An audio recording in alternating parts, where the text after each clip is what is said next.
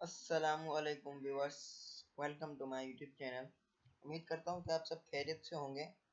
जैसे कि आपको पता है कि हम chapter number 1 the voice caliph पढ़ रहे हैं। पहले हम 2 पेज कंप्लीट कर चुके हैं द वॉइस कैलिफ के पार्ट 1 के तरफ से। आज जो हमारा पेज है वो 3rd है, जो कि पार्ट 2 के अंदर है। वो हम पार्ट 2 में पढ़ेंगे ताकि हमें थोड़ी आसानी से समझ में आ जाए।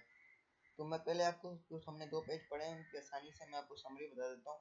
उसके बाद हम अपने 3rd पेज पर पढ़ेंगे। अब देखें, जो वॉइस कैलिफ है अब्दुल खलीफा, अब इसमें 5 कैरेक्टर्स होते हैं। एक खलीफा होता है जो कि नाम होता है खलीफा हारून राशिद, दूसरा काजी वो होता है उसके, तीसरा रिच मैन जो अमीर बंदा होता है वो, चौथा बेगर, और 5वां घोड़ा जो मेन किरदार जो उनका होता है वो घोड़े के ऊपर होता है। क्योंकि जब काजी जो है वो 2 बंदों को जब खलीफा के सामने लेकर आता है तो मेन मसला घोड़े के ऊपर होता है कि वो घोड़े के ऊपर लड़ रहे होते हैं। एक जो था वो अमीर बंदा था, अच्छे घराने से था, साफ सुथरे कपड़े पहने हुए थे, अमीरदार बंदा लग रहा था। दूसरी तरफ जो था वो फटे पुराने कपड़ों में, और क्या कह सकते हैं, फकीर वाला हो गया था, कह सकते हैं फकीर ही था, समझो ना, फटे पुराने कपड़ों में था। तो अब जो अमीर बंदा है वो कहता है कि मैंने इसको लंगड़ाते हुए देखा है जब सुबह में जब जा रहा था शहर की तरफ। इसने मुझसे मदद मांगी, मैंने उसको मदद दी, इसको मैंने अपने साथ घोड़े बिठा लिया। जब हम सिटी गेट पर पहुंचे तो इसने मुझे इनकार कर दिया, बल्कि शुक्रगुजार होने की बजाय इसने मुझे ये कहा कि मैंने तुम्हें सवारी दी है, तुमने मेरा घोड़ा चुराया है, ये घोड़ा मेरा है।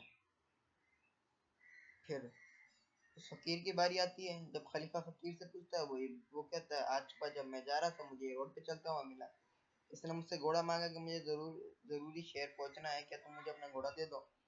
उसने कहा कि मैं एक अजनबी बंदे को कैसे घोड़ा दे सकता हूँ। मैंने उसकी हेल्प करी, मैं उसको सिटी गेट तक ले गया। मैंने इसको उतरने कहा तो उसने मुझे उतरने कह दिया। फिर बोला कि मैंने इसको उतरने कहा कि आप सिटी गेट पे पहुंच चुके हैं, आप उतर जाएं। उसने मुझे कहा तुम उतरो, ये घोड़ा मेरा है। मतलब वो कह रहा है वो घोड़ा मेरा है और वो कह रहा है घोड़ा मेरा है, दोनों उस घोड़े को लड़ रहे हैं।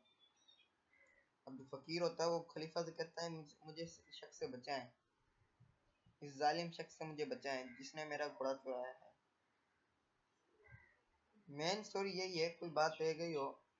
अब कुछ बात ऐसी रह गई है जैसे कि आप कह सकते हैं कि इसके अंदर ये भी कहा उसने कि जितने भी कोर्ट में इस जगह मौजूद हैं वो ये सोच रहे होंगे कि ऐसा घोड़ा मैं कैसे लेकर आ सकता हूँ। जो ये घोड़ा है, ये जो मैं सौलिया में हूँ, वो इस घोड़े की वजह से जो भी मेरे पास पैसे थे वो मैं सब उसके ऊपर खर्च कर चुका हूँ, जिसकी वजह से ये हालत हो रही है मेरी, कि फकीर वाली हालत है। इसने मुझे कहा कि अगर तुम चलाओगे तुम्हारी बात पे कोई यकीन करेगा क्योंकि तुम गरीब हो, लोग कहेंगे तुम्हारे पास ऐसा घोड़ा आ ही नहीं सकता। अब वो खलीफा से कहता है कि अब आप मेरी जान इससे बचाएं।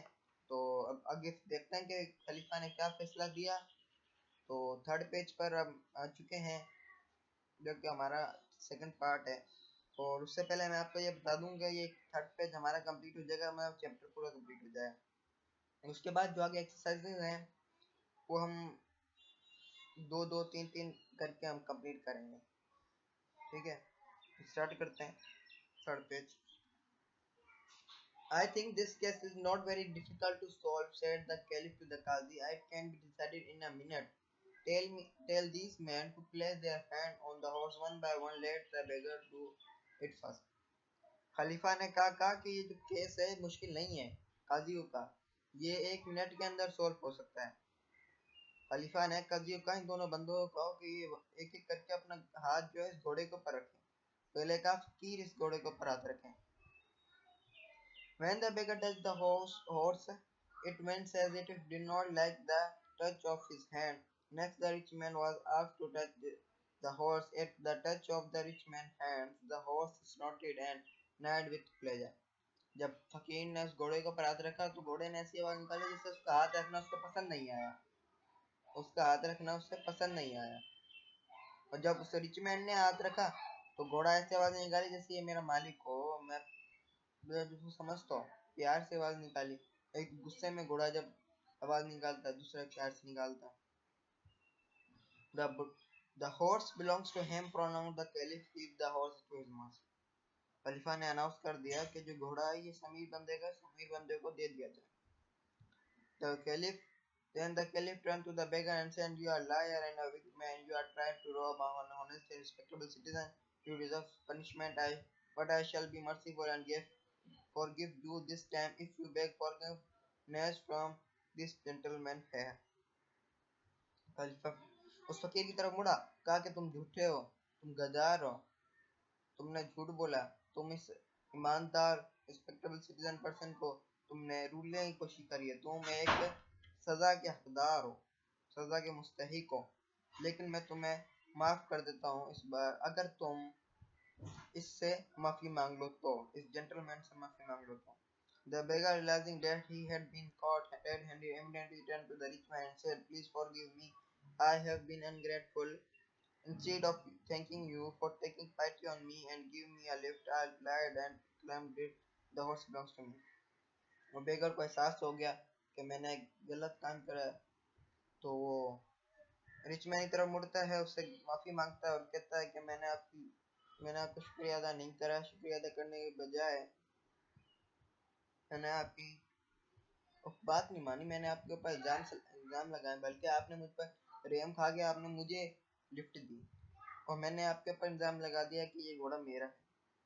The rich man, being a kind-hearted and generous person, readily forgave the beggar. Not only that, he took out his purse and gave him a handful of gold coin. Everyone present was highly impressed by this noble action of this rich man. जो rich man था वो तो नरम दिल इंसान था, जो उसने उस फकीर को माफ कर दिया, बल्कि माफ कर दिया, और दूसरा उसने अपनी जेब से पर्स निकाला और मुट्ठी भर सोने के सिक्के उसको दिए. जो भी उस जगह मौजूद थे वो सब हैरान हो गए देख के कि ये जो बंदा है रिच मैन कितना एहसासदार है, इसको माफ भी कर दिया, इसको पैसे भी दे दिए. ये थी स्टोरी. चैप्टर हमारा कंप्लीट हो चुका है. इंशाल्लाह 3 to 4 डेज के अंदर मैं कहता हूँ कि एक्सरसाइजेज भी हम करेंगे, अपलोड करूँगा, मैं उसकी वीडियोस भी आपको दूंगा. 3 to 4 डेज के अंदर हम करेंगे एक्सरसाइज 1 2 3 4 4 एक्सरसाइज मैं इंशाल्लाह आपको दूंगा पहले, उसके बाद हम आगे दूसरी एक्सरसाइजेस करेंगे. जब तक के लिए अल्लाह हाफिज़, अपना ख्याल रखिएगा और अपनी दुआओं में याद रखिएगा. अगर आपको वीडियो अच्छी लगी हो तो ज़रूर लाइक शेयर एंड सब्सक्राइब कीजिएगा और कमेंट भी कीजिएगा अगर कोई गलती हो गई हो, और चीज़ अगर आपको समझ में ना आई हो तो आप पूछ लीजिएगा. मुझसे कोई गलती हो गई है पढ़ने में किसी चीज़ की, काइंडली आप मुझे कमेंट कर दीजिएगा कि आप इस जगह गलत हैं, आप ये चीज़ सही कर लें. उसी वक्त कर लूँगा मैं, उसी वक्त समझ जाऊँगा कि गलती है मेरी, मैं एक्सेप्ट कर लूँगा. तो शुक्रिया, thank you for watching video. अल्लाह हाफिज़.